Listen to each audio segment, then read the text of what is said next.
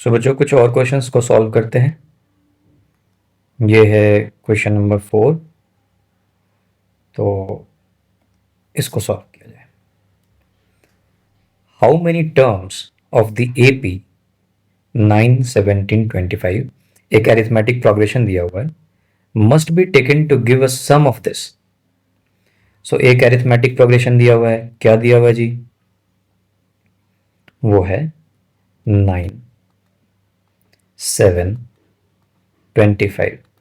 अब वैसे तो क्वेश्चन में बोल दिया है कि टर्म्स ऑफ द एपी, तो जब क्वेश्चन ही बोल रहा है कि ये एपी है तो कंफर्म्ड है। और नहीं तो मैं चेक कर लेता, पहले मैं देखता कि 9 में 7, 9 को अगर 7 बनाना है तो कितना ऐड और सब्सट्रैक्ट करना है। तो 9 में से अगर 2 चला जाएगा तो 7 आ जाएगा।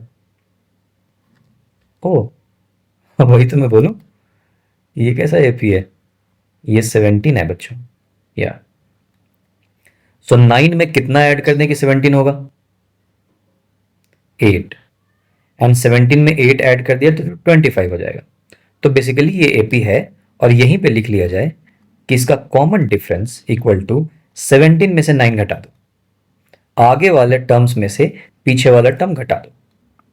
तो 17 में से 9 चला गया, 8। ये मैंने लिख लिया। Must be taken to give a sum. अब मुझे इतना पता है, क्वेश्चन ये बोल रहा है कि एस एन इक्वल टू है 636, लेकिन मुझे ये नहीं पता कि कितने एन को, कितना टर्म मैं लूंगा कि ये एस एन इक्वल टू 636 आ जाएगा। तो कोई दिक्कत नहीं है, मैं मान लेता हूं ए यहां पे क्या है, ए इक्वल टू 9 है। मैं मानता हूं कि लेट्स से एन टर्म के बाद 636 आ जाएगा। तो एस एन का फॉर्मूला क्या होता है? N divided by 2 into 2 into a की जगह पे क्या है 9, तो डायरेक्टली लिखते हैं 2 इंटू 9 कितना हो गया 18, 2a प्लस n-1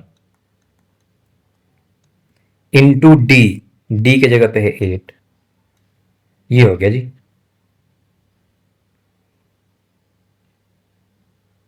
ठीक है, अब देखो इस 2 को इधर लेके चले जाओ, मल्टीप्लाई कर लो, कितना आ गया? मैं इसको लिख दूं n इंटू 18 प्लस n-1। या तो ऐसा करते हैं ना, इसमें से 2 कॉमन निकाल लिया जाए। यहां पे क्यों इतना क्यों करना? मैं क्या करूंगा, यहां से 2 कॉमन निकाल लेता हूं। तो यहां लिख दिया मैंने 2n। ये 2 कॉमन निकाल लिया तो क्या बच गया यहाँ पे 9। यहां से 2 कॉमन निकाल लिया, क्या बच गया 4। ये 2 और ये 2 कट गया, आसान हो गया ना। n इक्वल n इंटू, मैं लिखूंगा n into 9 plus n-1 into 4, लिख दो यहाँ पे 4n-4 इक्वल टू 636। अब क्या हो गया? अब हो गया n इंटू, यहां पे क्या होगा, 9 में से 4 चला गया तो 5, 4n plus 5 equal to 636 employees. इसको ऐसे लिख सकते हैं 4n² plus 5n minus 636 is equal to 0। अब देखो ये क्वाड्रेटिक इक्वेशन बन गया। ठीक, इसको अब सॉल्व करना है और n की वैल्यू मुझे निकाल देनी है। तो सीधा वो करते हैं अपना फॉर्मूला, कोई रूट निकालने के लिए सीधा कर देते हैं -b plus root D by 2a, ऐसा करके निकाल लेते हैं, है ना। तो देख लें, -b मतलब -5 plus root under D is b² मतलब 25 माइनस 4ac, तो 4 इंटू 4 इंटू 636 और माइनस, और यहाँ पे माइनस था तो प्लस हो गया। तो मैं लिखूंगा ऐसे 4 इंटू 4 इंटू 636। तो बहुत ज़्यादा हो गया, अब इसका रूट भी निकालना पड़ेगा। तो कुछ कैलकुलेटर से कर सकते हैं। इसको करेंगे हम 25 176, ठीक है, डिवाइडेड बाई 2 इंटू ए की जगह पे क्या है 4 है, तो सीधा 8 लिख दो। तो देखो क्या है, -5 प्लस √25 प्लस 10176, इन दोनों को जब ऐड कर देते हो तो क्या आएगा, 6 5 11 की 1, हाथ में 1, 7 2 9 1 10, 0 हाथ में 1 1 1 2, 10201, तो यहाँ पे लिख दें, इसको मिटा के यहाँ पे लिख देते हैं 10201। अब 10201 का रूट निकालना है। अब कैसे निकालेंगे, तो मैं तो कैलकुलेटर से निकाल लूंगा, बट आप लोगों के लिए तुम देखो कि किसके आसपास आ रहा है ये। अगर मैं 100 × 100 करूं तो कितना आएगा, 100, 2 और 0, राइट। तो देखो लगभग पास में हो गया ना, 1 2 0 2 0, तो इससे थोड़ा सा ज़्यादा है, तो मैं अब ऐसा करूंगा, ट्राई करूंगा 101 × 101। ये जब 101 × 101 तुम करते हो तो ये आ जाता है 10201। तो मुझे पता चल गया कि ये 101 आएगा। और दूसरा तरीका है कि कैलकुलेटर से निकाल दिया मैंने, बट आप लोगों को एग्जाम में कैलकुलेटर नहीं होगा, तो आप लोग बच्चों ऐसे ट्राई कर सकते हो कि उसके आसपास में चले जाओ। जैसे 100 का स्क्वायर पता है 10000, और तुम्हें पता है 100 के स्क्वायर से थोड़ा सा ज़्यादा है, तो 101 पे ट्राई कर लिया मैंने। ऐसे करना है आपने। तो मैं इसको 101 लिख दूँ, डिवाइडेड बाई 8। अब देखो 101 में से 5 चला गया, कितना आ गया, 96 डिवाइडेड बाई 8, ठीक है। तो इसको डिवाइड करो, 8 1 जा 8, 8 2 जा 16, 12 आ गया भाई। दूसरा भी तो रूट आता है, अल्फा इक्वल टू निकला ये, वैसे ही बीटा हमने पढ़ा था ना क्वाड्रेटिक इक्वेशन में, बीटा भी तो निकलेगा, ये निकलेगा -5, यहाँ पे बस माइनस होगा, तो 101 ही आएगा, -101 डिवाइडेड बाई 8, तो कितना आ गया देखो, 108 डिवाइडेड बाई 8, ये कितना आ गया, 8 1 जा 8, 28, 13 पॉइंट आ रहा है ना,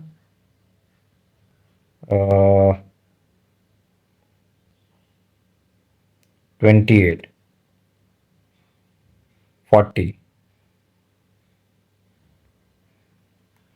13.5 आया, ठीक है। अब ये जो 13.5 आया है और ये जो 12 आया है, ये दोनों क्या आया है, ये दोनों n का वैल्यू आया है यहां से, और n क्या था, नंबर ऑफ टर्म्स, कितने टर्म को ऐड कर दिया जाए कि 636 आएगा। अब तुम बताओ n कभी डेसिमल में हो सकता है, हमने पहले ही देख लिया था, n जो है डेसिमल में नहीं हो सकता, क्योंकि या तो 13 टर्म होगा और 13 के बाद 14 टर्म आ जाएगा। लेकिन ये बोल रहा है कि 13.5 टर्म, ये कोई टर्म थोड़ी होता है, लेकिन हाँ 12 टर्म होता है। तो कहने का मतलब कि अगर इस वाले अरिथमेटिक प्रोग्रेशन में आप 12 टर्म्स को, 12 टर्म्स को ऐड कर देते हो तो 636 आएगा, और वही मेरा आंसर आया, n इक्वल टू 12। ये भी आंसर आया 13.5, बट इसको मैंने रिजेक्ट कर दिया। मैंने बोला कि नहीं 13.5 नहीं हो सकता है। कैसे रिजेक्ट किया, मैंने अपनी ह्यूमन अंडरस्टैंडिंग से रिजेक्ट किया, ठीक है। वैसे ही एक बार नेक्स्ट क्वेश्चन बना के देखते हैं।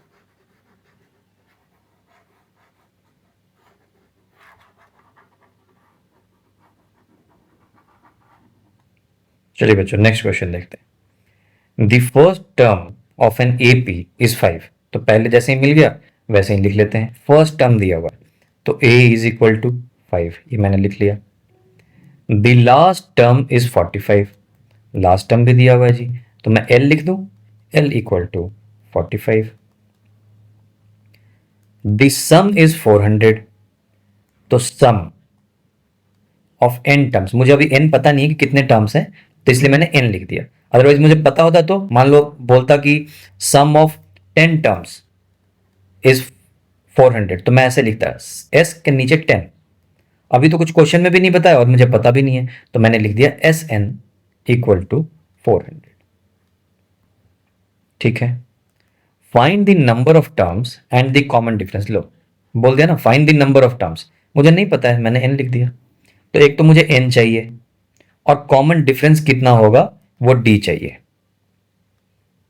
सॉरी, तो D equal to question and n equal to question. ठीक है जी।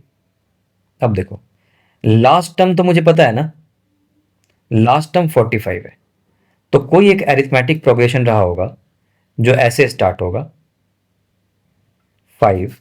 दूसरा टर्म क्या आएगा, दूसरा टर्म 5 प्लस डी, जो कि अभी मुझे नहीं पता है, अगर पता होता तो मैं लिख देता। तीसरा टर्म आएगा 5 प्लस 2d। ऐसे ही करते करते लास्ट टर्म है इसका 45, लास्ट टर्म है 45।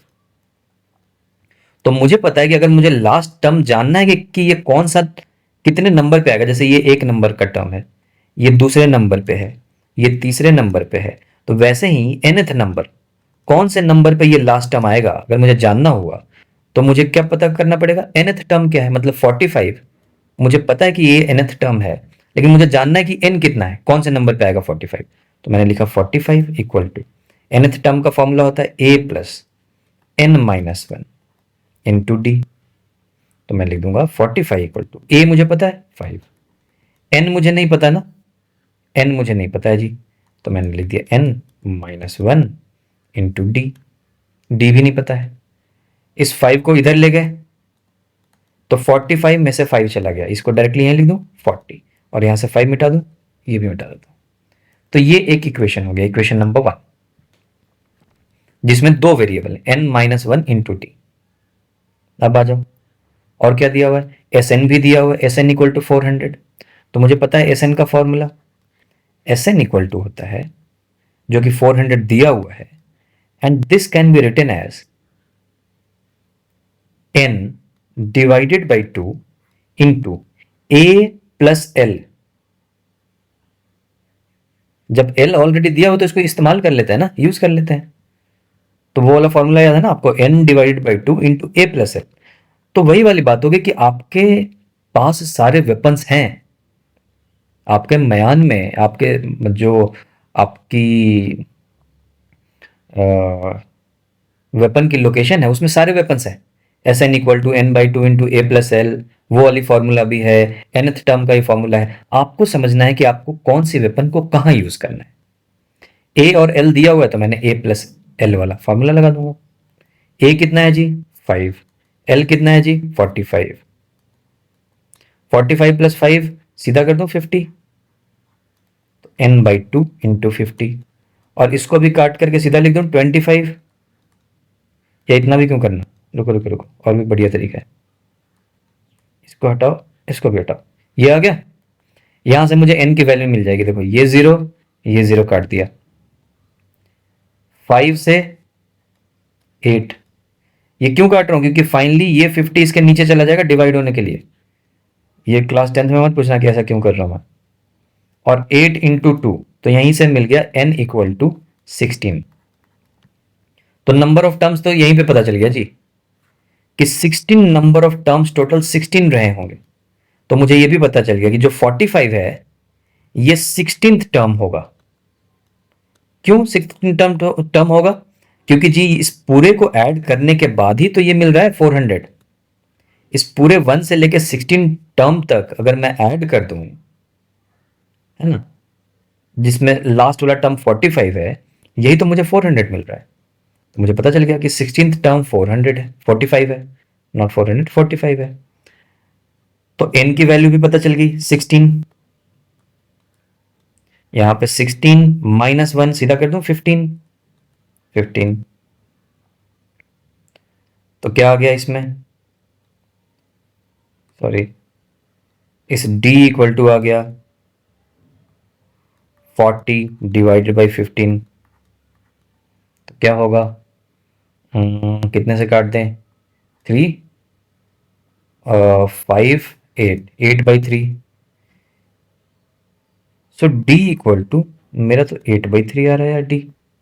Is it okay? 8 divided by 3,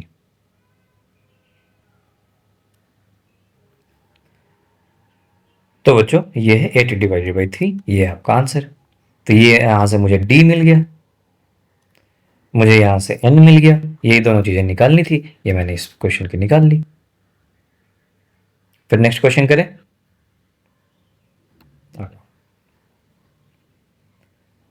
the first and the last term of an AP are 17 and 350, तो इसको भी सेम ऐसे ही लिख लिया जाए।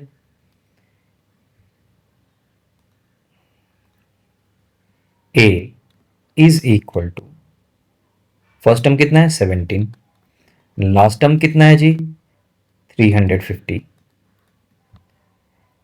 If the common difference is 9, अच्छा ये भी दिया हुआ है, अच्छी बात है, d इक्वल टू 9 दिया हुआ है।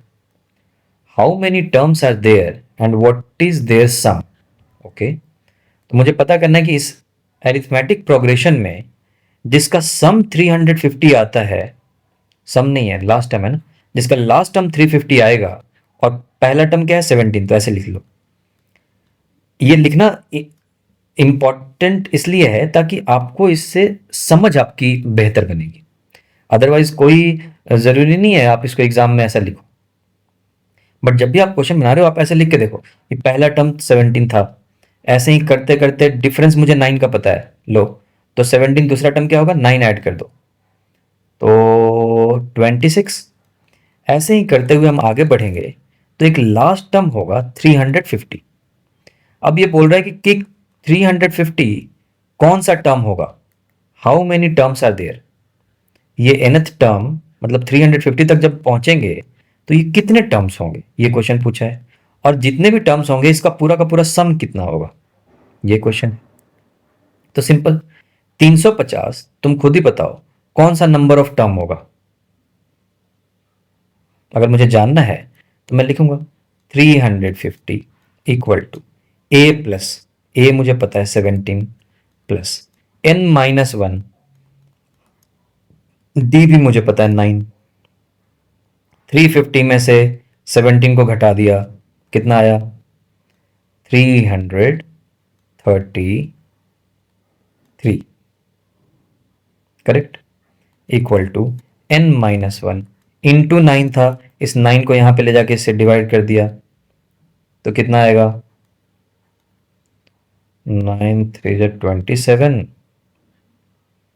63, 37, तो n इक्वल टू क्या आ गया 1 इधर चला जाएगा ऐड होकर के, सो 37 और 1 इधर चला गया ऐड हो गया 38। तो मुझे पता चल गया कि अगर मैं ऐसे प्रोसीड करूं 17 जो कि पहला टर्म है, 26 जो कि दूसरा टर्म है, ऐसे ही करते करते 350 तक पहुंचूंगा तो ये 30th टर्म होगा, 38th टर्म होगा। यस, अब क्या पूछ रहा है कि मुझे इस पूरे का पूरा सम बता दो, तो बता दो जी। मुझे पता है कि sum of nth term total 38 term है, तो S38 equal to n divided by 2, total 38 है तो 38 by 2 into a plus l लगा दूंगा क्योंकि मुझे लास्ट वाला टर्म पता है 350, तो a है 17, लास्ट वाला टर्म है 350, इस तरीके से आप बना लो, क्या परेशानी है, इसको सॉल्व कर लेना, यही आपका सम मिल जाएगा 38 टर्म का। सो बहुत आसान है बच्चों, बस आपको सही तरीके से दिमाग लगाने आना चाहिए, आपको पता होना चाहिए कि मुझे क्वेश्चन को कैसे अप्रोच करना है। और देखते हैं जी, find the sum of first 22 terms of an AP, okay. So मैं लिखता हूं क्वेश्चन नंबर 7, फर्स्ट 22 टर्म्स बोला है तो n इक्वल टू 22 मुझे पता चल गया, 22 टर्म है टोटल, ठीक है, of an AP in which d equal to इतना, d इक्वल टू 7 दिया हुआ है, तो ये भी लिख लेते हैं d equal to 7 and 22nd term is 149, तो 22 टर्म्स का ही निकालना है और 22nd टर्म में 149 दिया हुआ है, तो मुझे पता है कि 22nd टर्म जो है n इक्वल टू 22, यही तो लास्ट टर्म है, इक्वल टू 149, कि भी कुछ AP रहा होगा। अब लिखना शुरू करो। मुझे पहला टर्म नहीं पता ना, तो मैंने A लिख दिया। दूसरा टर्म क्या होगा, डिफरेंस 7 का है, तो A प्लस 7, ये दूसरा टर्म हो गया। तीसरा टर्म हो गया A प्लस 7 प्लस 7 14। ऐसे ही करते करते जब मैं जाऊंगा तो एक टर्म है जो कि 149, ये जो है 22nd टर्म है, देखो लिख रहा है 22nd टर्म है 149, तो मैं यहां पे लिख देता हूं 149, और ये है 22वां टर्म है 22nd टर्म। जैसे ये पहला टर्म है, ये दूसरा टर्म है, ये तीसरा टर्म है, और इस तरीके से आप लिखना बच्चों, क्योंकि जब आप लिखोगे ना तब आपके दिमाग की जो सर्किट है इसी तरीके से डेवलप होंगी। आप इमेजिन कर पाओगे कि आप क्या लिख रहे हो, ठीक है। तब आप सिर्फ फॉर्मूला पे डिपेंडेंट नहीं रह जाओगे, तब आप चीजों को समझ के बना रहे होगे। ये लिखने से ये फायदा होता है। तुम खुद समझ रहे हो कि ये पहला टर्म है, तुम खुद समझ रहे हो ये दूसरा टर्म है, ये तीसरा टर्म है। वैसे ही 22nd टर्म कहीं रहा होगा, 22वां टर्म कहीं पे होगा जो कि 149 है, मुझे पता है। अब खुद दिमाग लगा लो कि क्या करना चाहिए। मुझे निकालना क्या है, find the sum of first 22 terms निकालना है। क्वेश्चन ये पूछा है, तो मुझे S22, ये क्वेश्चन मार्क है, ये मुझे चाहिए। अब अगर मुझे S22 चाहिए तो इसका फॉर्मूला क्या होगा, n divided by 2 into A plus last term मुझे पता है कि 149 है, 149, और मुझे n भी पता है 22 टर्म। तो किसी भी तरीके से अगर मुझे A पता चल जाए पहला टर्म, तो मैं ये S22 निकाल दूंगा, सम ऑफ फर्स्ट 22 टर्म्स निकाल दूंगा, ठीक। अब A पता करने के लिए क्या करें, अब देखते हैं। मुझे इतना पता है कि ये जो टर्म है ये 22nd टर्म है 149, तो मैं लिखूंगा nth टर्म, मुझे पता है 149 है, और ये होता है A प्लस n माइनस 1, लेकिन मुझे पता है ये 22वां टर्म है, तो 22 माइनस 1 21 इंटू डी भी मुझे पता है 7, ये 7, यहां से A मिल गया। A इक्वल टू क्या आया, 149 माइनस 21 इंटू 7 7, और 7 टू जा 14, सो 2 आ गया। देखो A equal to 2, A equal to 2 मिलते ही मैं यहां पे 2 पुट कर दूंगा। 149 प्लस 2 कितना, 151। लो जी, यही हो गया तुम्हारा आंसर। 22 डिवाइड बाई 2 11, 11 इंटू 151 कर लो, यही तुम्हारा आंसर है। ठीक है जी। सो बच्चों ये भी हो गया अपना क्वेश्चन नंबर 6, तो हमने देख ही लिया था, क्वेश्चन नंबर 7 भी हमने देख लिया। तो देखो एक चीज तुमने इसमें गौर करने वाली बात यह है कि जब हम ऐसे लिख करके बना रहे हैं ना, तो एक तो हमें सहूलियत मिल रही है, और दूसरी इंपॉर्टेंट चीज है कि हमारी समझ बहुत अच्छे से डेवलप हो रही है। साफ साफ मुझे दिख रहा है कि ऐसा कुछ अरिथमेटिक प्रोग्रेशन रहा होगा। I am no more dependent on formula only. Now I can visualize कि 149 is 22nd term. I can visualize that third term would be A plus 14, और इस तरीके से चीजों को बनाने का मजा ही अलग है बच्चों। और तभी मैं बोलता हूं कि जब आप ऐसे बना लेते हो ना, तो फिर कोई इंपॉर्टेंट क्वेश्चन क्या और कोई एग्जाम क्या, किसी बात की टेंशन नहीं रहेगी। ना कभी इंपॉर्टेंट क्वेश्चन ढूंढोगे एग्जाम के लिए, ना कभी परेशान होगे एग्जाम के लिए। आपको तो पता है कि मुझे आता ही है, और इसको ओवर कॉन्फिडेंस नहीं कहते। ये तब हो पा रहा है जब आप मेहनत कर रहे हो इस डायरेक्शन में। हो सकता है कि एक बच्चा क्वेश्चन इसको ऐसे ही बना दे, फॉर्मूला लगाया एस एन इक्वल टू ऐसे ऐसे करके फॉर्मूला लिख दिया और आंसर लेके आ गया। बट तुमने ऐसा नहीं किया, तुमने अभी एक्स्ट्रा टाइम लगाया। एक्स्ट्रा टाइम क्यों लगाया, तुमने ऐसे लिखा ए, दूसरा टर्म ऐसा रहा होगा, तुमने विजुलाइज करने की कोशिश की, तुमने एक्स्ट्रा समझने की कोशिश की, और यही चीज जो है ये डिफरेंस बनाएगा। यही चीज जो है आपके और आपके बाकी बच्चों के बीच में एक डिफरेंस क्रिएट करेगा अगर आप ऐसे करते हो तो। ठीक है, और आगे देखते हैं question. Find the sum of first 21 term. तो सबसे पहले लिख लिया जाए जी। क्वेश्चन नंबर 8 कहता है कि फर्स्ट 20, अरे 21 क्यों पढ़ लिया मैंने, फर्स्ट 51 टर्म। तो n equal to 51, sum of first 51 term चाहिए of an arithmetic progression whose second and third term are 14 and 18। ये लो भाई साहब, तो से पहला टर्म मुझे नहीं पता, मान लो पहला टर्म a है, दूसरा टर्म लिख दें। दूसरा टर्म बोल रहा है 14 है, तीसरा 18 है, तो दूसरा टर्म लिखते हैं 14, तीसरा टर्म भी लिख देते हैं 18। ऐसे ही करके, तो ये पहला टर्म है, ऐसे गोल कर लो, ये दूसरा टर्म है, ये तीसरा टर्म है। ऐसे ही करके 51 टर्म तक जाएंगे तो कुछ टर्म रहा होगा यहां पे, वो मुझे नहीं पता अभी तक। तो ये मैंने लिख लिया अपने अच्छे से विजुलाइज करने के लिए। तो बोल रहा है find the sum of first 51 term, तो मुझे क्या चाहिए, यहां पे लिख लेते हैं S51 चाहिए मुझे। ये क्वेश्चन है, फर्स्ट 51 टर्म का सम चाहिए। तो देखो क्या पता कर सकते हैं इसमें।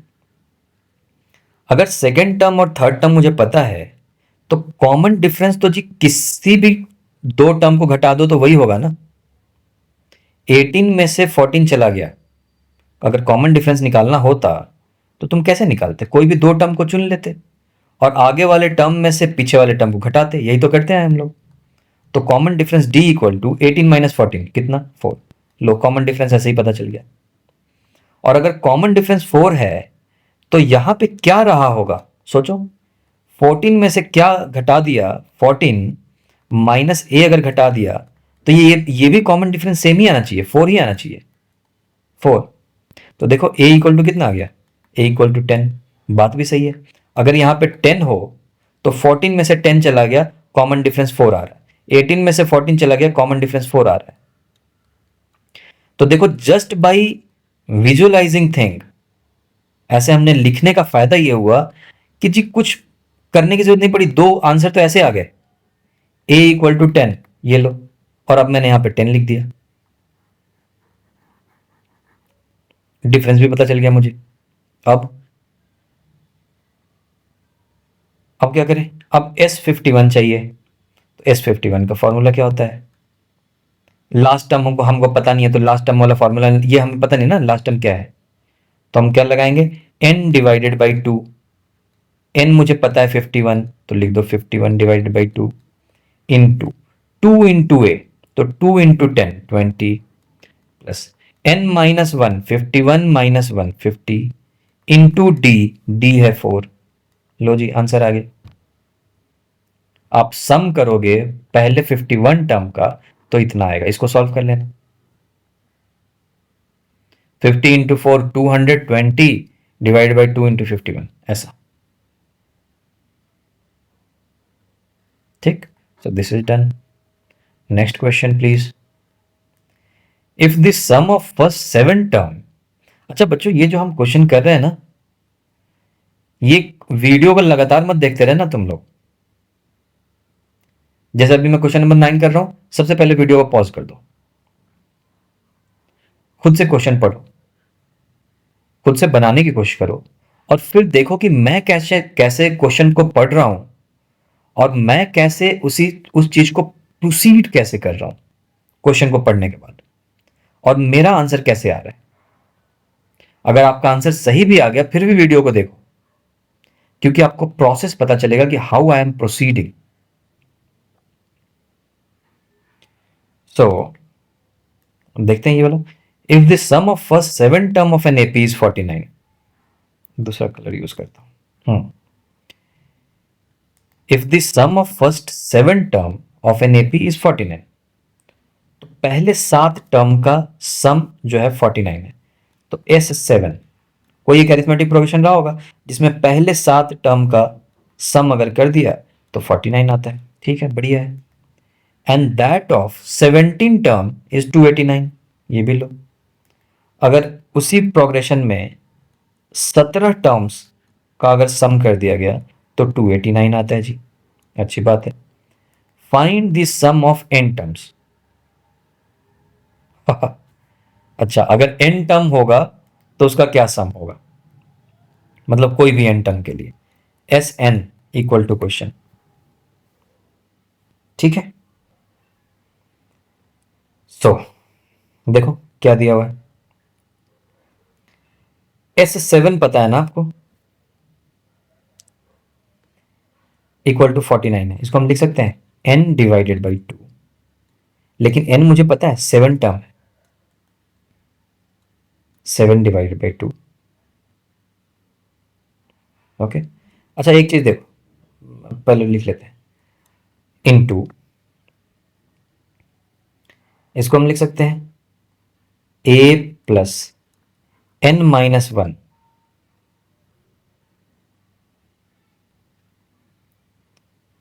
या सम ऑफ 7 टर्म इज 49 ना। a प्लस एल लिख के देखें, कुछ फायदा हो रहा है क्या?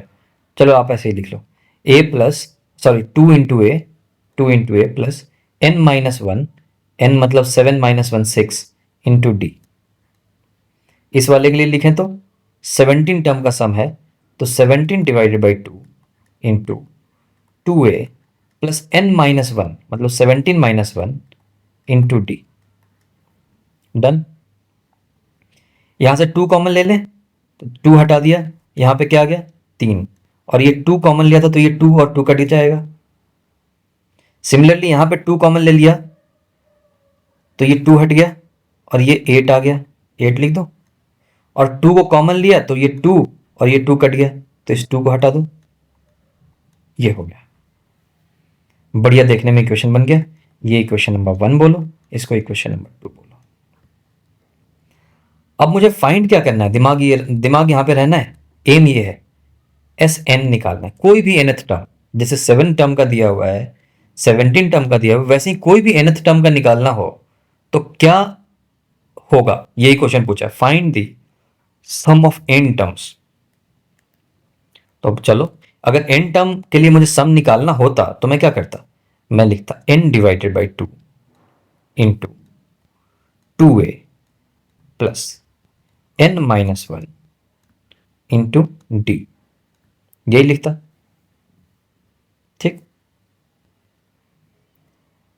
अब किसी भी तरीके से बच्चों अगर a और d का वैल्यू पता चल जाए तो मुझे एस एन पता चल जाएगा n के टर्म्स में, क्योंकि ये n के टर्म्स में ही पूछा है। आपसे पूछ रहा है कि find the sum of first n terms, तो n के टर्म में कोई भी मेरा आंसर आना चाहिए। ठीक है, तो ये हो गया क्वेश्चन नंबर 3। ये हमें फोकस करना है। इसमें अगर किसी भी तरीके से a और d का वैल्यू पता चल जाए तो मैं लिख दूंगा s n equal to n/2 into इतना प्लस इतना। अब a और d का वैल्यू मुझे पता चलेगा यहां से 1 और 2 इक्वेशन से। इसी को और छोटा कर दें, देखो 7 7 49, तो इसको भी हटा देते हैं, इसको भी हटा देते हैं, ये बन गया 17 से ये कटेगा क्या, 17 से ये होना तो चाहिए, देखते हैं 17 और 17 और कितना ऐड करेंगे 28 हो जाएगा 9।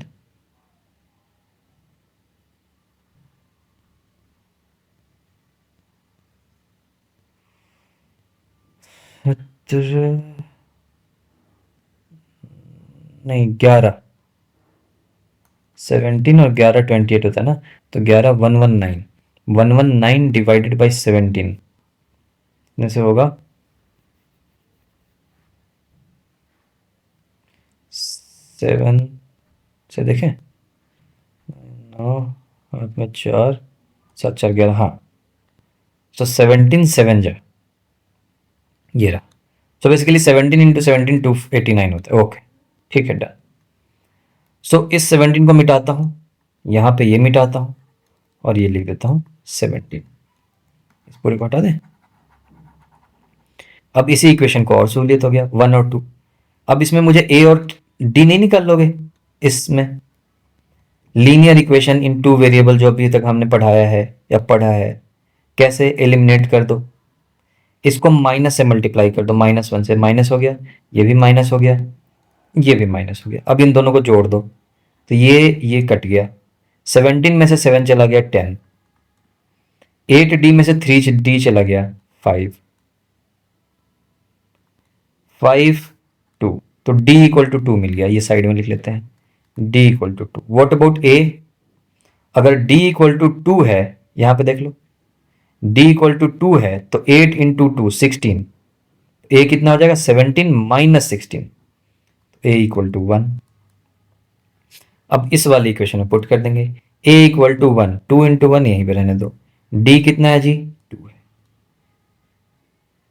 तो देखो Sn इक्वल टू आ गया sum of n term n divided by 2 into 2 plus n minus 1 into 2।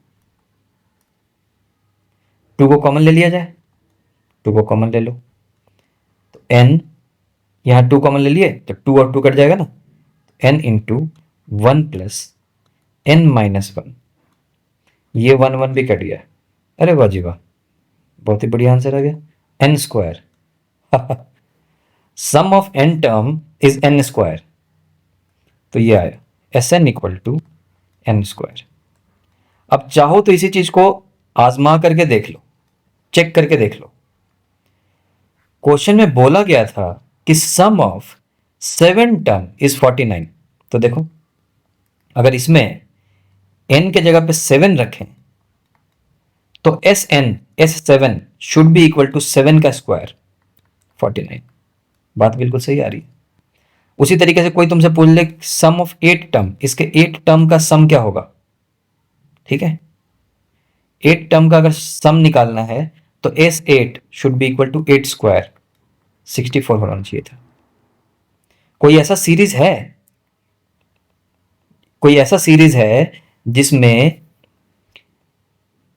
Some of 8 term 8 square हो जाता है, सम ऑफ 7 टर्म 7 स्क्वायर हो जाता है, और इसलिए तुम देखोगे कि 17 टर्म का जो सम आया है 289 आया है, विच इज नथिंग बट 17 का स्क्वायर। तो तुम बोलो सर ऐसा सीरीज होगा क्या? हाँ ऐसा सीरीज है, खुद लिख करके देखो, इसको मिटाते हैं, देखना चाहोगे ऐसा सीरीज कौन सा है जिसमें sum of n term is equal to n square, और बहुत ही बढ़िया सीरीज है ये।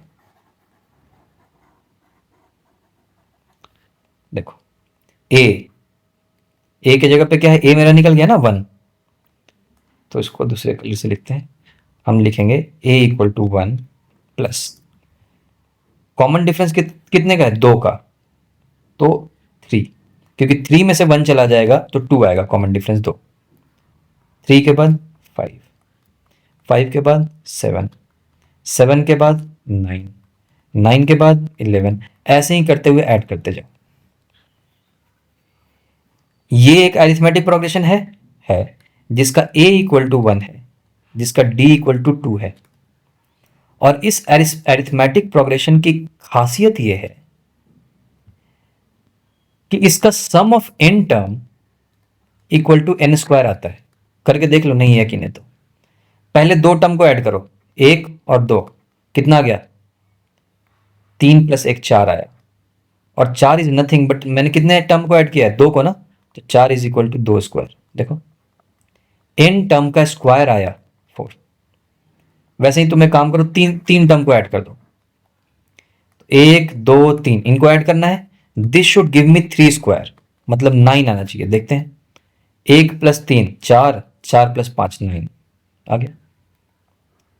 सम ऑफ 4 टर्म ले लो, तो पहला टर्म, दूसरा टर्म, तीसरा टर्म, चौथा टर्म, ये कितना आना चाहिए, ये आना चाहिए 4 का स्क्वायर, मतलब 16 आना चाहिए। देखते हैं, 1 प्लस 3 4, 4 प्लस 5 9, 9 प्लस 7 16।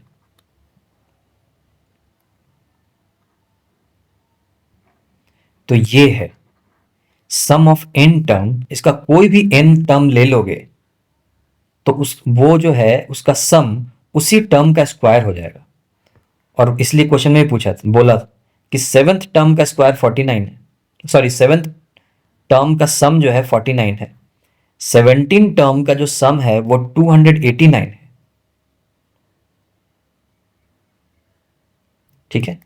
और जब आप आगे की क्लासेस में पढ़ोगे, फ्यूचर के क्लास में, तो इसका जो सम होता है ना बच्चों, ऑड नंबर्स का, ये जनरली एक सीरीज पढ़ाया जाता है, सम ऑफ ऑड नंबर्स, ये जो सीरीज है अपने आप में, ऐसे ही बता देता हूँ, अदरवाइज तुमसे रिलेटेड नहीं है। इसका आंसर आता है n square, sum of n terms of an odd number. ये याद रखना, ये आपके फ्यूचर 11th 12th में कहीं काम आएगा। और वो आपने देख भी लिया है अरिथमेटिक प्रोग्रेशन से, कि अगर ऑड नंबर है ये सारे, देख लो ध्यान से, 1, 3, 5, 7, 9, और स्टार्ट कहां से हो रहे हैं? स्टार्ट हो रहा है 1 से। तो sum of odd numbers starting from 1 is equal to n square. ये आगे पढ़ाया जाएगा आप लोगों को। सो देखो, क्वेश्चन इतना ही था, क्वेश्चन तो हमने यहीं पे कंप्लीट कर लिया था अपना। बट मैं यही आपको बताना चाह रहा हूं कि क्वेश्चंस को सिर्फ कंप्लीट कर लेना मुद्दा नहीं है, उसके आसपास की चीजें समझो। अभी हमें क्वेश्चन में तो बोला तो नहीं था ना कि सीरीज लिख के बताओ मुझे, जो एपी है अरिथमेटिक प्रोग्रेशन वो लिख के बताओ। लेकिन इस क्वेश्चन के बाद हमने खुद लिखा कि कुछ ऐसा रहा होगा अरिथमेटिक प्रोग्रेशन 1, 3। कैसे लिखा हमने? क्योंकि ए का वैल्यू मिल गया मुझे, डी का वैल्यू मिल गया मुझे। जब ये मिल गया तो ये चीज हमने लिखना शुरू किया। जब हमने लिखा तो हमने देखा कि ये तो ऑड नंबर वाला सीरीज है। इसका फॉर्मूला होता है जो कि 11th 12th में तुम पढ़ोगे, एन स्क्वायर। और बात भी सही है, आया भी वही है। फिर हमने इसको चेक करके देखा कि सेवेंथ टर्म 49 है, जो कि 7 का स्क्वायर होता है। 17th टर्म 289 है, विच इज नथिंग बट 17 का square. And that is why the sum of first n term, जो कि मेरा आंसर आया है, वो आया है एन स्क्वायर। ठीक है बच्चों। सो अभी अपने वाणी को यहीं पे रेस्ट दिया जाए, क्योंकि मैं भी अभी थक गया थोड़ा पढ़ा पढ़ा के। तो अभी और कितने क्वेश्चंस हैं? 10, 11, 13। ठीक है बहुत सारे क्वेश्चंस हैं। तो आराम आराम से करेंगे, मजे मजे में करेंगे, एंजॉय करते हुए। क्या परेशानी है? ना तो मुझे किसी बात की जल्दीबाजी है, ना आप लोगों को है, या आप लोगों में से किसी को हो भी सकता है, किसी बच्चे को। तो बच्चों, मेरा जो ये है ना, जो ये वीडियोस हैं, ये उन लोगों के लिए नहीं है जो जल्दी जल्दी से अपना आंसर लेकर के और जाना चाहते हैं। वो बेशक जो है वीडियो को स्किप कर सकते हैं या नहीं देख सकते। ये उनके लिए है जिनके पास, जो बिल्कुल मजे मजे के साथ पढ़ना चाहते हैं, कम वॉट में। दे आर नॉट बॉदर्ड कि रिजल्ट क्या आएगा और क्या नहीं आएगा। दे आर ओनली बॉदर्ड कि मैं सीख पा रहा हूं कि नहीं। और मैं एक बात बताऊं, चैंपियन वही बनने वाले हैं, चैंपियन वही होंगे जिनका एम रहेगा सीखना। क्योंकि अगर तुम ये सारी, ये यहां पे अगर तुम सीखते हो ना बस, तो ये जो तुम्हारे इंपॉर्टेंट क्वेश्चन है, जो तुम्हारे मार्क्स हैं, ठीक है, तुम्हारे कॉम्पिटिटिव एग्जाम्स हैं, ये सारी चीजें बच्चों बाई प्रोडक्ट है। अगर समझ सही है ना, बेसिक सही है, तो ये सब कुछ बाई प्रोडक्ट है। तुम्हारे पैसे, तुम्हारा करियर, सब बाई प्रोडक्ट है, सब इस चैंपियन के पास आएंगे। ठीक है जी, चलो चैंपियन, फिर मिलते हैं आप लोगों से अगले क्लास में, फिर और भी क्वेश्चंस को सॉल्व करेंगे। Good bye.